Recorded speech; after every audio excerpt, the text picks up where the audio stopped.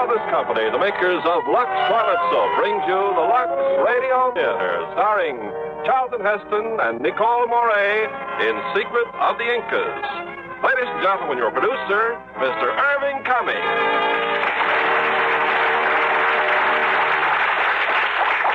Greetings from Hollywood, ladies and gentlemen.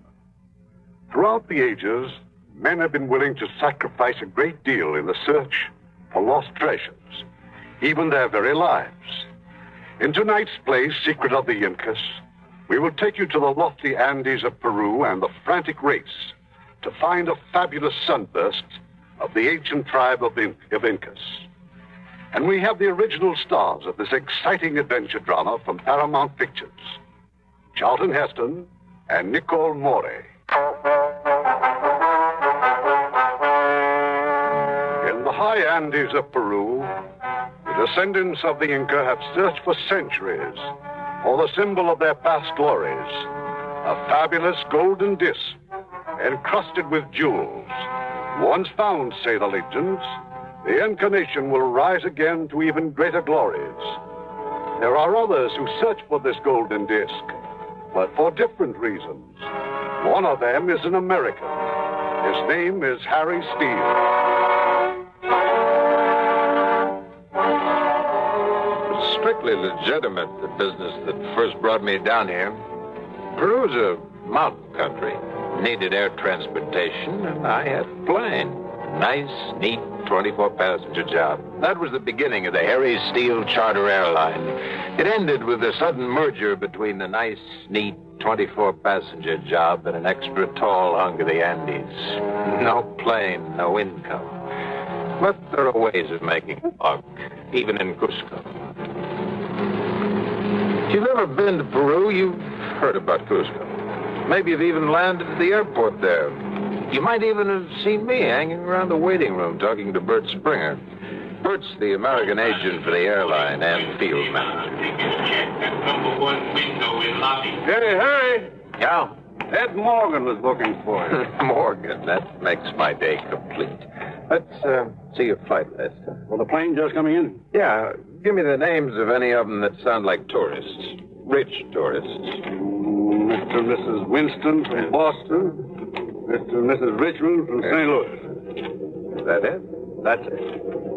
Okay, Winston and Richmond. Oh, one other thing. Any private planes due in? You know private planes don't come in here, Harry. No harm in asking, is there? The answer is always no. Yes, someday the answer might be yes. Suppose a private plane does come in. Then what? Just between you and me, Bert, I'll steal it. You... Arriving passengers will please claim their baggage in the lobby. You know, Harry, for a moment, I almost believed you. Yeah, so did I. Where'd Morgan say it'd be? At El Prado. You ought to stay away from that crook. Why? He makes me feel honest. Well, here come my pigeons. I'll see you, Bert. Okay. Mr. and Mrs. Winston, Mr. and Mrs. Richmond. Oh, Edgar, somebody's paging us. I am, madam. Welcome to Cusco, City of Light. I'm Harry Steele. The airlines asked me to guide you around the city. 100 soles a day, each. So maybe the airline hadn't asked me to take over. Nobody ever bothered to check out. I herded the Winstons and the Richmonds into a taxi and delivered them to the hotel. After that, I dropped by Ed Morgan's hangout, El Prado. Spotted a huge hulk of a man bending over the billiard table in the pool room. Morgan. I've been looking for you, Harry. Yeah, so I heard. I got a deal for you. How much? Why don't you ask what it's about first? Details come later. How much? I don't know. It's a girl. Hungarian or Romanian, I'd say, from her name. She needs help. What kind? She'll tell you. She gets in tonight from La Paz, coming by truck. People don't ride in trucks unless they're trying to get past the border inspection. That's right. Well, I'll be seeing you. Oh, Harry, one more thing. Mm-hmm.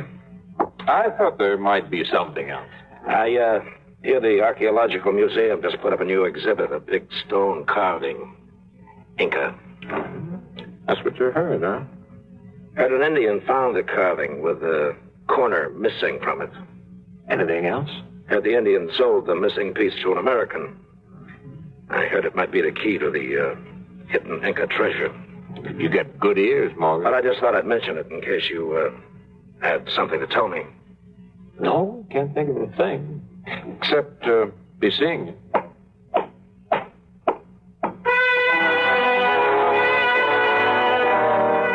As I walked out, I could feel Morgan's eyes boring into my shoulder blades. Then, just as I reached the patio door, I jerked the knife out of the door and swung around. There's nobody inside, so I turned and headed back for the pool room. Morgan saw me coming, the knife in my hand. There ain't no rough stuff now, Harry. Funny thing just happened to me. You see this knife? Throw it on the floor, Harry. Who does it belong to? Not me. Who does it belong to? A friend of mine. That's what I thought. You tell your friend he needs a little practice. His aim is bad. Well, that's why I use him, Harry. You don't figure I really meant anything serious. It's just a friendly hint. Yeah. Next time you try hinting to me, Morgan, you better hire a guy that throws a straight blade, because if he doesn't, I'm coming after you. Now, you're quite a guy, aren't you, Buster? Big, good-looking. Figure you got everything. You know, I was like you once. I came down here to teach him the score.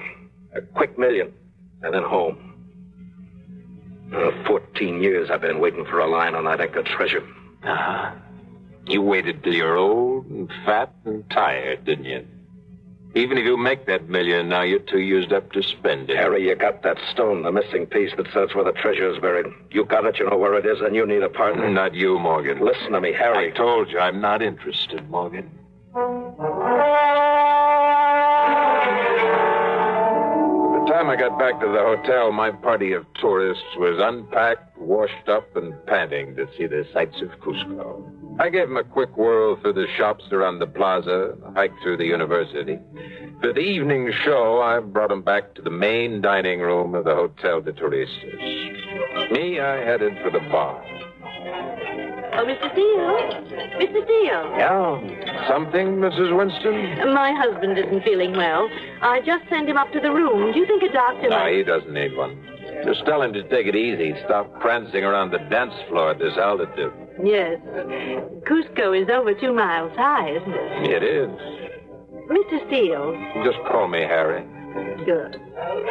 The altitude doesn't affect you, does it? I'm used to it. Good again.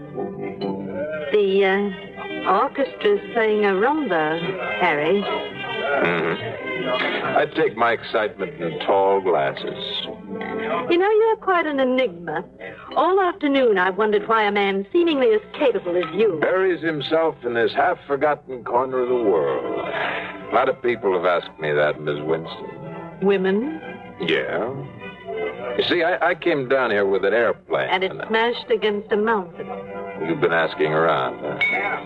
Well, what was left of the plane paid my way out of the hospital, but I owe the Peruvian Mining and Transport Company 8,000 soles for gasoline and hangar space. Till I can pay it, they take a dim view of me getting an exit visa. An exit visa? Yeah. Maybe you'd like to lend me the money? Maybe you'd like to show me some nightlife? With Mr. and Mrs. Richmond. That's up to you. Yeah, there's not much to see. What there is, you'll find at a place called El Prado. Ask for Ed Morgan. He'll take care of it. Thanks for all your trouble, Mr. Steele. We'll see you in the morning. Okay. Manuel. Si, senor. Another double. The lady called you Mr. Steele. Would you be Mr. Harry Steele? That's right. I don't remember seeing you around. You haven't. I arrived tonight from La Paz by train. Oh, yeah. Ed Morgan sent you. Yes. Please, there is somewhere we can talk alone. Yeah? Come on. Manuel, skip the drink.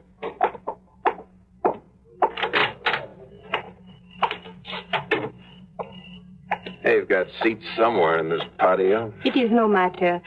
Mr. Steele, I am Elena Antonescu. Romanian? Yes, a refugee. How'd you get out? Under the fence? In a way. From Europe, I go to La Paz, and in La Paz, I hear that Mr. A. Morgan in Cusco can help me. Now, Mr. Morgan said it might be Mr. Steele. Call me Harry. Thank you.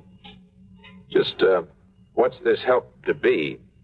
I want to get into the United States.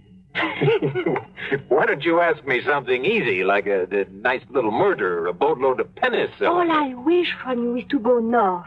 If I can get even to Mexico, I will be that much closer to the United States.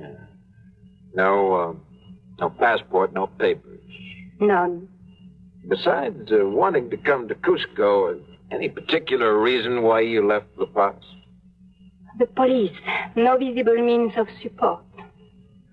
They need glasses. Please, without your help, I'm in serious trouble. How much money have you got? Well, about $50. You're still in trouble. But it's all the money I have. That's not money, that's tips. I'm sorry, but the wheels just don't turn for $50. I see. Oh, look. I've seen too many women cry before. It won't work. Maybe if you try somebody else. There is nobody else. It's no use. He'll come after me. Oh, well. The Romanian consul. He flew to La Paz to get me. Oh, now it's a different story. Huh? It wasn't because of the police in La Paz. You never lived behind the Iron Curtain. You don't know what it's like. And they do anything to get a refugee back.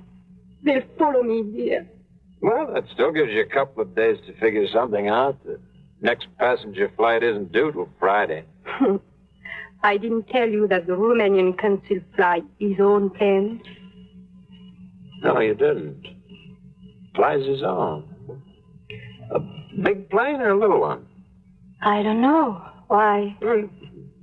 Kind of a hobby of mine. Planes. He's in La Paz. Yes. Oh, what's his name? Anton Marco. Huh? Here, maybe you can use this. What is it? Key to my hotel room. Oh, no, Now, look, you got to stay undercover. The room's all yours till I work out some details. Details? Yeah. I'll tell you about them later. One of the details was a phone call I had to make. Long-distance call across the national boundary to La Paz, Bolivia. It was after midnight when I finally made the connection. Bueno. Señor Anton Marco, por favor. Yo soy el señor Marco. Oh, ¿habla usted inglés, señor Marco? Yes. Who is this? My name is Steele. Harry Steele, Mr. Marco.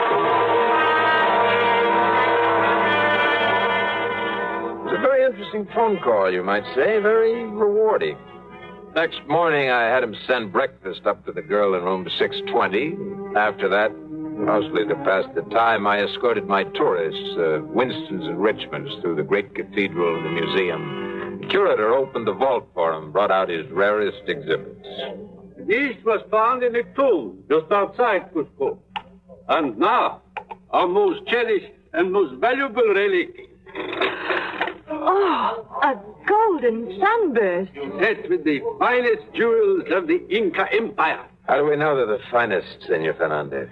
How about that sunburst that was stolen from the Temple of the Sun 400 years ago?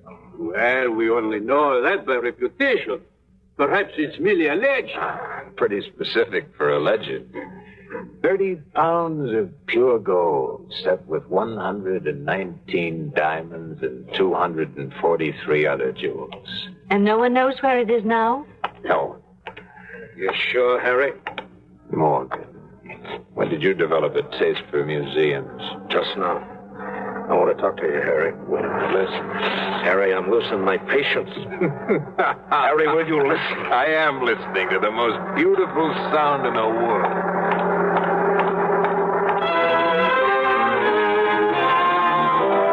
I got to the airport just as the plane taxied up the strip. Single-engine job. Just great.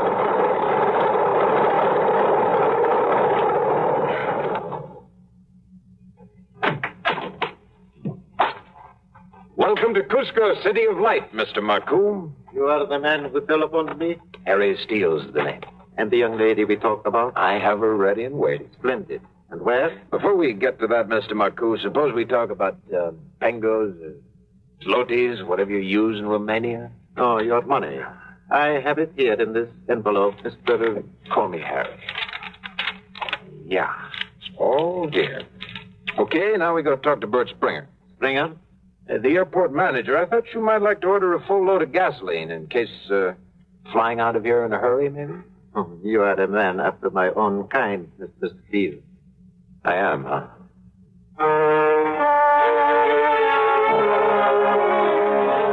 Took Marco to the hotel, checked him in, and told him he could meet his young lady in the bar in 10 minutes. Then I went upstairs and broke the news to Miss Antonescu. It wasn't easy. I've never seen such a look of terror come into a woman's eyes. Just for money? No.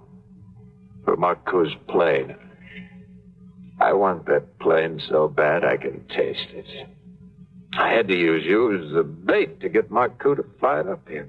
And you expect him to give you his own plane? No, I'll get it, but I need your help. Then you are not ready to turn me over, Marco. I never said I was going to. And when I fly out of here, you go with me. Mexico? We'll talk about that when we get the plane. How?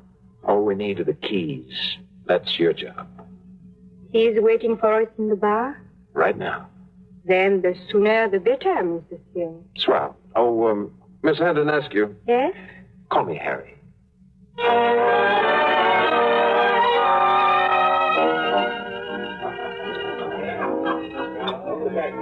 Manuel, the gentleman wants another drink. Pronto. Si, senor, pronto. And what about you, Mr. Steele? And our lovely companion. Okay, 3 drinks, Manuel. Muy bien, senor. That it's 7 each? And if I agree to return with you? This chief for the English. Because I prefer to speak English. Senor Steele. Yeah. The drinks, senor, you want them as before? Exactly the same. 1 glass with a double scotch, 2 glasses plain soda, and iced tea. But your friend, senor, so much whiskey at this altitude, it goes to the head very bad. No, really?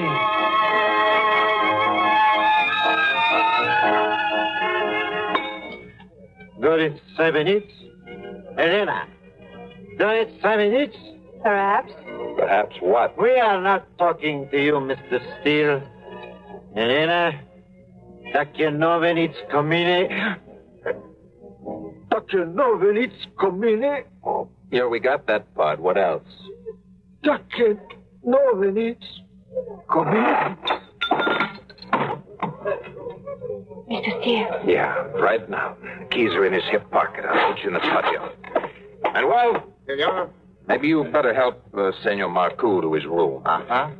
Yeah, you know how it is. Too much whiskey at this altitude, it goes to the head very bad. Si, very bad, senor.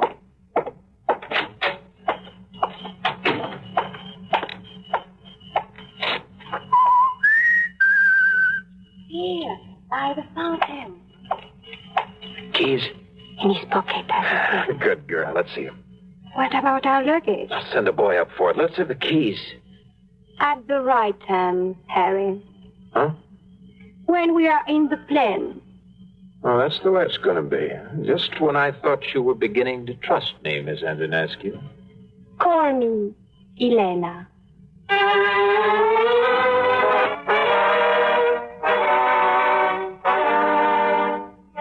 Elena and I both needed Marcu's plane, but for different reasons. Timing was everything. We reached the airfield at exactly midnight. That's when the lights in the administration building turn off. The only other light was in the hangar. Marcu's plane was right outside at the head of the runway. Made a wide circle around the hangar just to be sure of everything. Harry. Yeah, soldiers. They're right inside the hangar. That must be their jeep alongside Marcu's plane. Then it's impossible. Maybe not. I think I can get rid of them. You have a gun? No. Here's what we do. You start moving toward the plane. Keep to the north side of the hangar so they won't see you. And when the soldiers run out of the hangar, you beat it to the plane, understand? I think so. All right, now. Unlock the plane, get inside, and unlock the instrument panel. About that time, I'll be alone. You're sure? No. Now start walking toward that plane.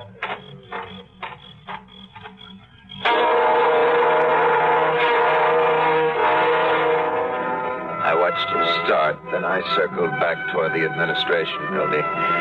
Right outside the big glass window of the waiting room, there was a little strip of garden. That's where I found the rock.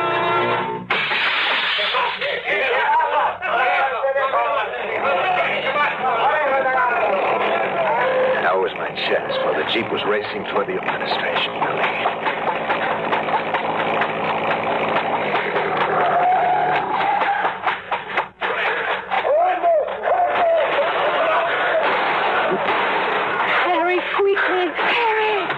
Maybe. I lost it on it, Harry, but there are so many switches. That's my job. Please fasten your safety belts.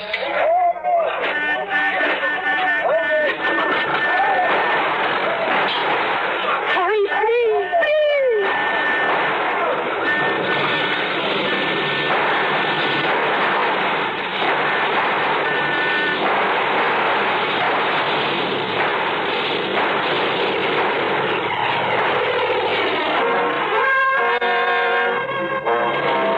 Lights of the Jeep faded away below us as I circled for altitude. We had 8 hours worth of gas, more than enough for my plans.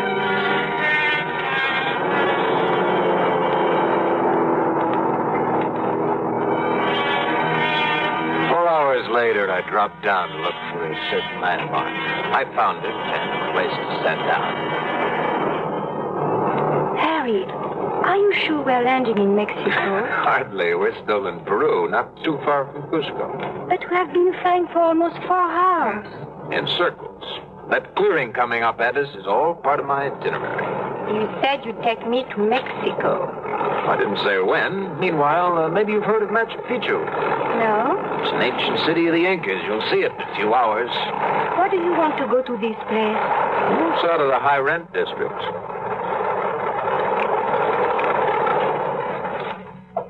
Okay, end of the line. I'm not going with you. Fine. You wouldn't get far hiking through the jungle in those high French heels, and...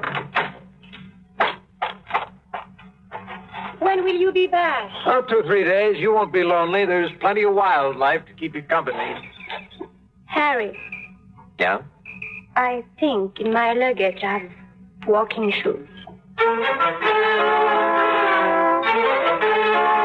Sat down almost in the bank of the Urubamba River. Marco's plane had a collapsible rubber lifeboat, which we used as a ferry. After that came the jungle. Harry. Yeah. Where are you from? Look, don't waste your energy on chit-chat. Where, Harry? California. Ah, I know all about California. Everything. All the apples come from there. Apples? Yeah, sure. You see, I know everything about the United States. I want to go there to live, so I study and read all about it. Ask me anything, Harry, and I can tell you. Who cut down the cherry tree? Abraham Lincoln. I didn't think you'd know.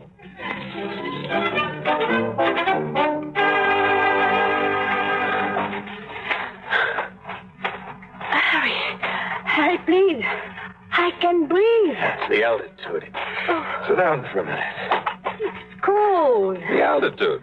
The altitude. Might as well get used to it. Machu Picchu's still higher. You have friends there? I hope not. Nobody goes there. It's just ruins. Huge city of stone built in a mountaintop. The Incas left it. It was lost for 1,000 years. A city of stone. And that piece of stone which you carry, is it from that city? What piece of stone? In your coat pocket. Twice I have seen you take it out and look at it like a man looks at a woman when they are in love. Maybe this sort of look. No, you cannot pretend it. Maybe this sort of kiss.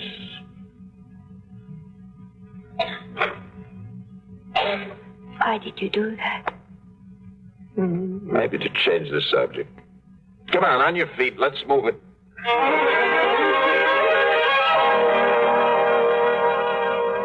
It was late afternoon when we reached the crest of the mountain. We came to a precipice with a sheer drop of thousands of feet. Below us was a mist of fog. Then, slowly, here and there through the fog, we made out solid forms, towers of stone. Huge, gigantic, unbelievable towers of stone. Machu Picchu. It is. How can anyone describe it? A dream. Uh-huh. And this one's going to come true. Harry. I hear it. Perhaps a ship here. Likely. There's something else. Down there at the foot of the ruins. You see him? Yes, Dan. Army type. It means there's somebody else here to do some digging. Looks like some sort of an archaeological expedition. Well, we'd better start thinking up a good story for ourselves.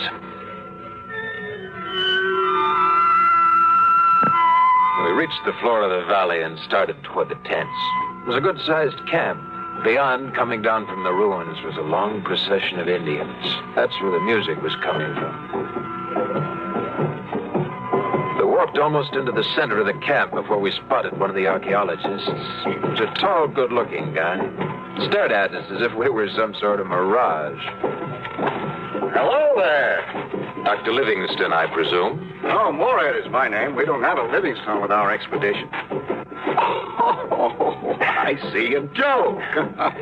My name's Steele. Harry Steele. This is Miss Selena Antonescu. Pleasure, Miss Antonescu. May I ask how in the world you two happen Our to be... plane was forced down. Mr. Steele is my pilot. Yeah, we ran out of gas. Made a landing about 10 miles back. Some natives told us you were up here. We hoped you might have gasoline. Oh, I'm sorry, we have no use for it, I'm afraid. There is gasoline at Tampu, Dr. Moorhead. Tampu, of course. Miss Antonescu, Mr. Steele, may I present Colonel Cardoza? How do you do? How do you do? I am honored. Well, I'm in charge of this expedition. It's Colonel Cardoza who's the final authority. The colonel represents the Peruvian government and sees to it that we don't appropriate any valuable souvenirs. Found anything that fits that description? This afternoon, Mr. Steele, in one of the tombs, we found the mummy of the Mama Cuna. The Mama Cuna? The high priestess of Machu Picchu. It is her mummy which the Indians are now bringing down into the camp. It requires great ceremony. Mr. Steele, about your gasoline problem. Oh, yeah, the gasoline. I'll shortwave to Tampu, that's our supply base, and ask them to send up some fuel by pack train. Oh, you have a shortwave, sir? Oh, naturally. We're very much in touch with civilization up here. Really? It's comforting to know, isn't it? From the way both Colonel Cardoza and Dr. Moorhead had eyed Miss Selena Antonescu, I wasn't too worried about them being in a sweat to get the gasoline up to us, but that shortwave radio... We ate dinner around the campfire, and afterwards Dr. Moorhead trotted out some of the trinkets they'd found in the ruins. Pottery, necklaces, knives. The whole show was for Elena's benefit. Beginning to disappear when these objects were made. We believe that the finest specimens are still to be found somewhere in the ruins above us. In Manco's tomb, maybe? You know quite a bit about Inca history, Mr. Steele. Well, Manco was a great prince, wasn't he? Yes. We think we have located his tomb. We hope to enter it within a day or two. You think you'll find the Sunburst? You have heard about that too, eh? Hasn't everybody? I haven't. What is this Sunburst? A legend, Miss Antonescu. Supposedly, a great golden plate studded with diamonds and other jewels. The story goes that it was the symbol of Inca power, that it was stolen from the Temple of the Sun and hidden in Manco's tomb. That if this golden sunburst can be found, the Inca nation will rise again to even greater power. Well, this is what the Indians believe. Even though they're here in your camp? And they, above all, they say there is a map carved in stone, a key that will lead its owner to the great sunburst. A map carved in stone. How big would this stone be? See what you've started, Mr. Steele. In another moment, we'll be discussing the positive reality of ghosts. It's not a bad idea. Why don't we?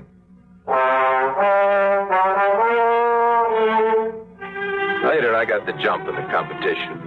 I took Elena to the special tent that Moorhead had put up for her.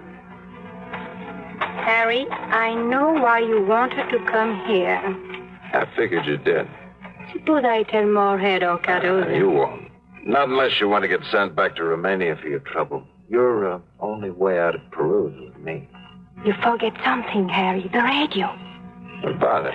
All they must do is contact any station. They will hear about us. That we stole the Marcos plane. I don't know. Cardozo tried to use the shortwave just a little while ago. Seems it was out of order. You take care of everything, don't you, Harry? Everything. You just relax and have sweet dreams. Yes. Good night. Good night. Harry. Yeah? Today, while we were climbing the mountain, we stopped and you kissed me. I did. You remember it, Harry. Why did you do it? I haven't the faintest idea. Good night.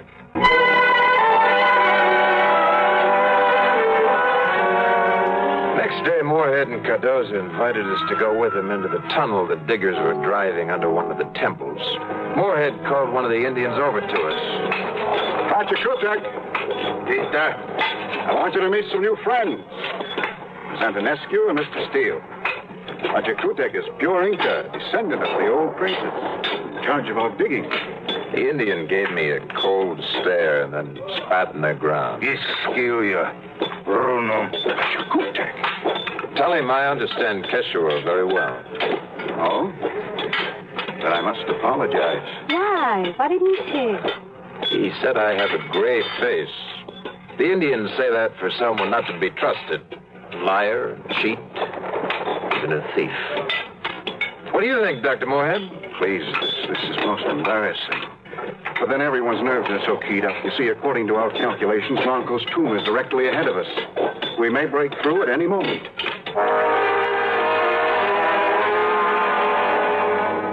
They didn't break through, not that day or the next. The air in the tunnel was so heavy with dust, Elena and I spent most of our time outside.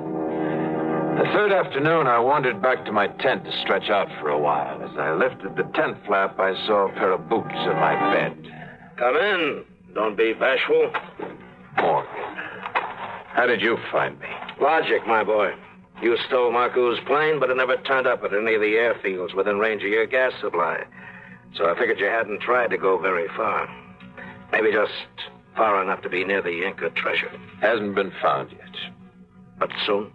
I think they're in the track of Manco's tomb. And the Sunburst, it'll be there.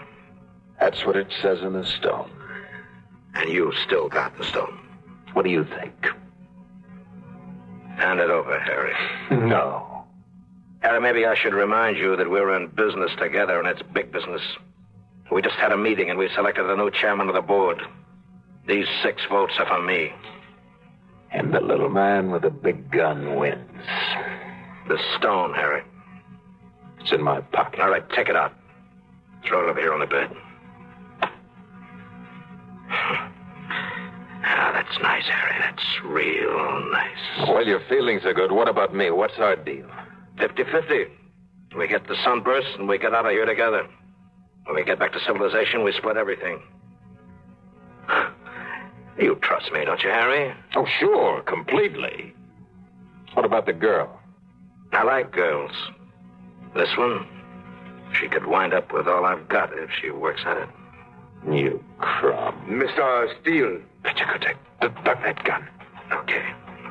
Mr. Steele, is Pachakutek, sir. Yeah? What is it? Dr. Moorhead and Colonel Cardozo asked you to come to tunnel. Manco's tomb has been found. All right, I'll be there. Thank you. Well, don't look so unhappy, Harry. That's good news. It's the best. And I'm right here to share it with you. Shut up.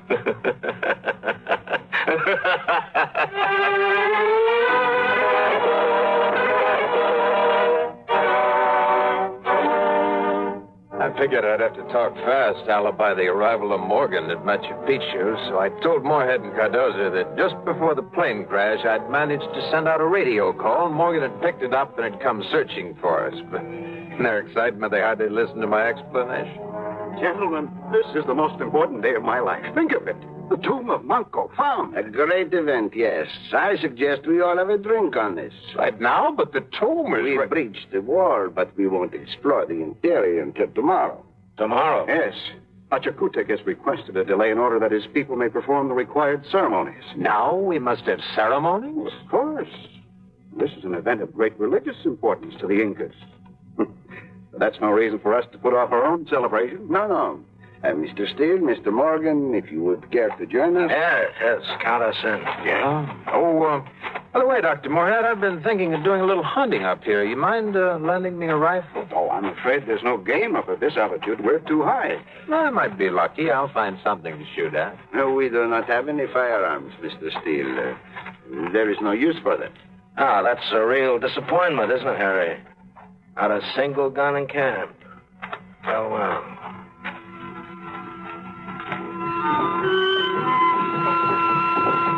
Morgan never let me out of his sight. At dinner, I managed only a few words to Elena. The whole valley glowed that night with the flare of 100 torches. The Indians were streaming in from all sides. From somewhere up the ruined towers of Machu Picchu, we could hear their music. Elena and Moorhead went up to watch the ceremony.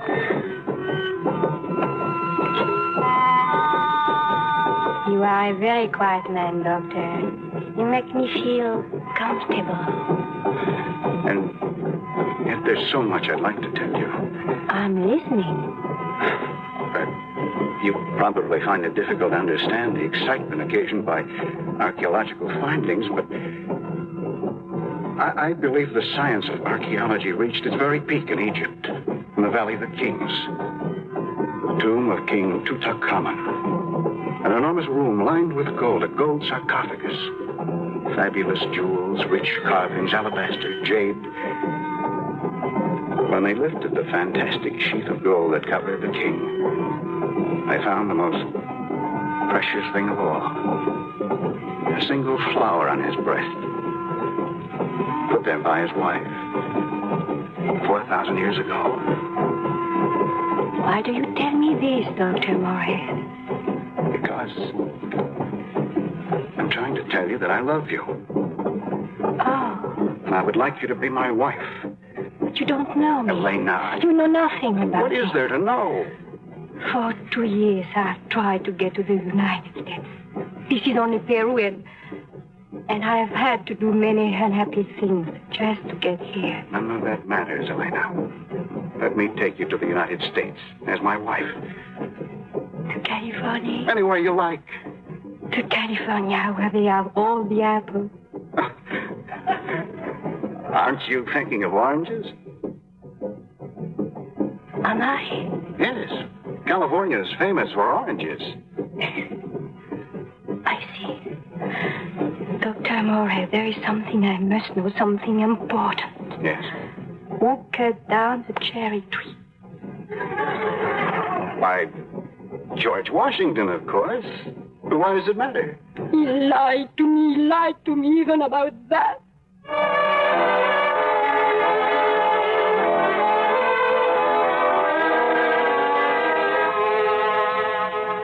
You lie even about George Washington and Abraham Lincoln. You cannot tell the truth. I can never trust you. You can't trust the doc, is that it? He has to marry me. It is not funny. Yeah, I guess it isn't. It's just all wrong. A girl like you're made for somebody like me, and you know it. We go together like fire and smoke. No, never. I can do without you. You know why? In my country, when you want to know what kind of man a boy will be, you look at his father. Yes. And this friend of yours, this Morgan, he could be your father. Morgan? That thieving lump of blubber? Yes, Harry, I can see him in your eyes. The way you think, the way you talk. One day you will not be Harry anymore. You will be him. I'm too tall to make a good Morgan. For a tall man, you are the smallest man I ever met.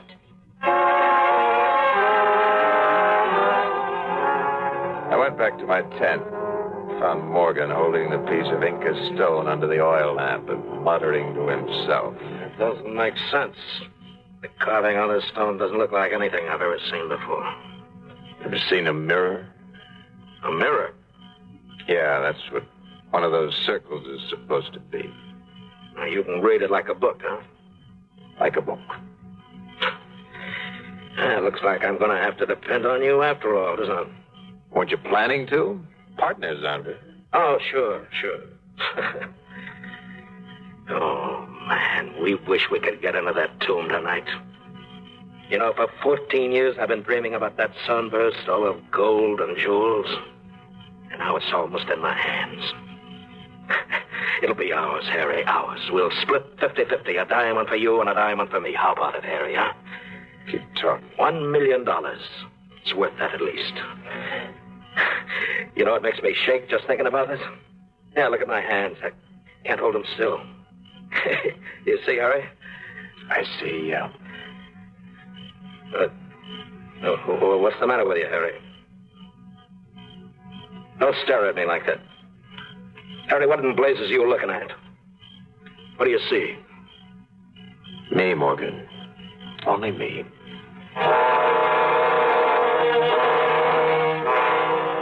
Next morning, we all entered the tunnel together. Moorhead, Cardoza, Pachacutic, Elena, Morgan, and me. The beam of Moorhead's flashlight showed a hole about the size of a man's head broken into the wall of the tomb.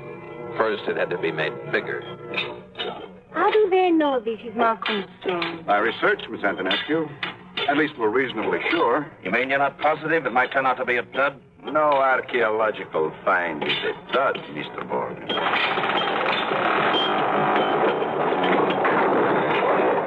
There we are. Colonel Cardoza, Pachacutic, put on your desk masks. Hey, what about us? Only members of the expedition will be allowed to enter the tomb. The rest of you must wait here. They crawled through the hole, then in a moment we saw Moorhead's flashlight sweeping the interior. Morgan started to shake again. Sweat rolled down his cheeks. Elena, she just stood there watching the two of us with an odd look.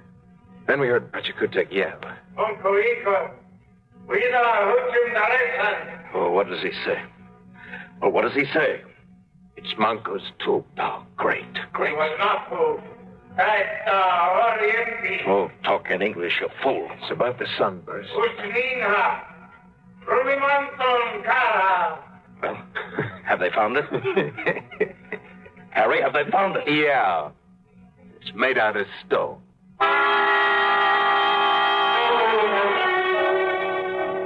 Moorhead and Cardoza never believed in a golden sunburst, so they weren't disappointed. They'd found Manco's tomb, his mummy, and enough pottery and knickknacks to keep him busy for weeks. But the Indians in the camp, they took the news hard. There was no music that night, only silence and a cold wind. It is very sad for them, is it not? Oh, I didn't see her. It is like when one has believed in something or somebody, and they learn it is hopeless. Only the Indians will believe again. Pachacutic's been telling them the sunburst will be found somewhere, sometime. And you, Harry, will you go on looking? Sunburst would have been nice, but I've found something to take its place. But, Harry? You. No, you haven't found me. It's Moorhead after all. I'll give him my congratulations, just in case I don't see him again. You're leaving? Yeah, tonight. I went back to the tent. Morgan and I talked for a while, and we turned in. When I heard him snoring, I slipped out of bed and rummaged through his jacket. Found the stone all right, one of the pockets. 10 minutes later, I crawled through the opening into Manco's tomb. Just as I'd expected, Moorhead and Cardoza had left their equipment in the tomb. Flashlights, crowbars, carrying sacks. Mummy of Manco was in the center of the room. At the far end was a great stone throne, and above it, the stone sunburst. I played the flashlight on the sunburst. was highly polished stone. It shot back the light at me like a mirror. The stone map showed the carving of a mirror. I turned to see where the rays reflected by the sunburst would focus in the opposite wall. Yes, they pinpointed just one particular slab of stone. I grabbed one of the crowbars.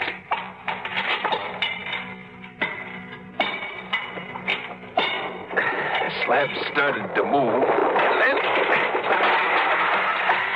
picked up the flashlight and aimed it at the opening. Golden sunburst, hundreds of jewels flashing red and green and blue and white and yellow. Lift it out, Harry. More. But I was just wait for you. Just wanted to give you a chance to do my work for me. I'm not working for you. Don't give me an argument, buddy boy, because I got 6 good answers right here staring you in the face. Yeah, you should have taken the gun, too, Harry. All right, now lift down that sunburst. All right. Now slip it into this gunny sack. I guess you win, Morgan. You ever had any doubts about this? You're coming! You're coming! That's a good thing.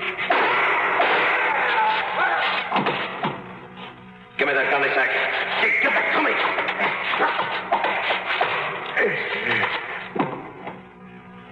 Thanks, Harry.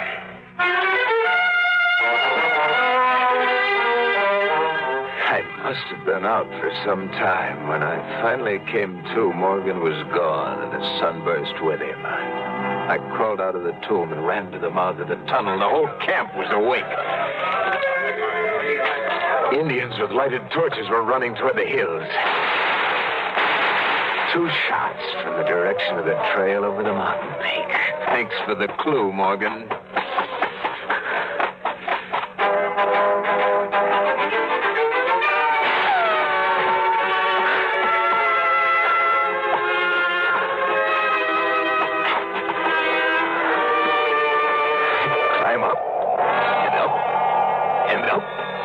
Finally, the trail ran along a narrow shelf of rock hanging out over sheer space.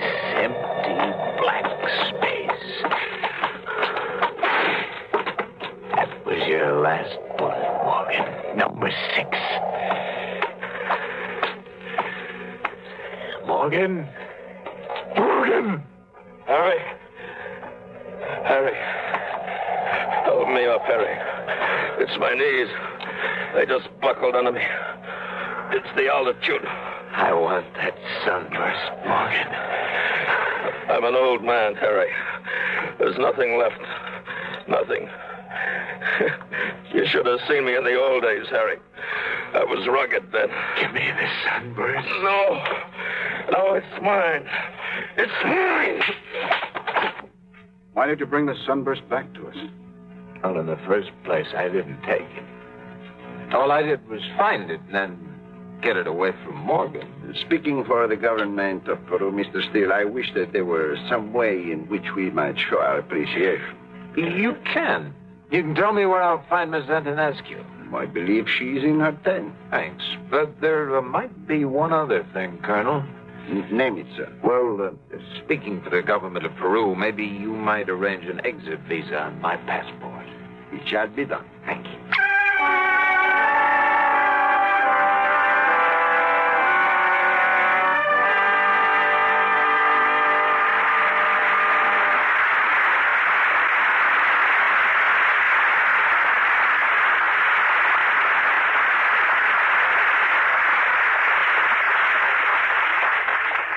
In a moment,